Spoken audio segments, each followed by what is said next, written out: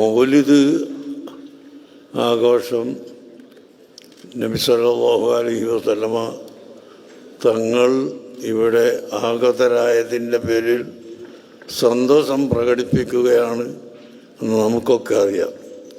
ഇന്ന് നമുക്ക് മറ്റൊരു സന്തോഷം കൂടിയുണ്ട്. ആയിരങ്ങളും പതിനായിരങ്ങളും കൊല്ലപ്പെടുന്ന ഗസ പ്രശ്നത്തിന് പരിഹാരം കാണണം. അത് ഫലസ്തീൻ സ്വന്തമായി പ്രഖ്യാപിക്കപ്പെടണം എന്ന ഉച്ചകോടിയുടെ അഭിപ്രായത്തെ നമ്മുടെ ഇന്ത്യ ഗവൺമെൻറ് അംഗീകരിച്ചു എന്നത് നമുക്ക് അത് വലിയൊരു സന്തോഷമാണ്.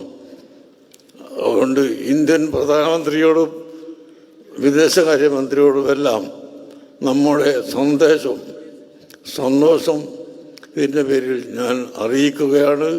നബി സല്ലല്ലാഹു അലൈഹി വസല്ലമ തങ്ങളുടെ ജന്മത്തിലും പരിശുദ്ധ ഖുർആനിൻ്റെ അവതരണത്തിലും സന്തോഷിക്കുന്ന കൂട്ടത്തിൽ ഇങ്ങനെ ലോകത്ത് സമാധാനമുണ്ടാകുന്ന മാർഗം കൂടി ഉണ്ടായപ്പോൾ അതിൽ സന്തോഷിച്ചുകൊണ്ട് തൽക്കാലം ഞാൻ എൻ്റെ വാക്കുകൾ അവസാനിപ്പിക്കുന്നു.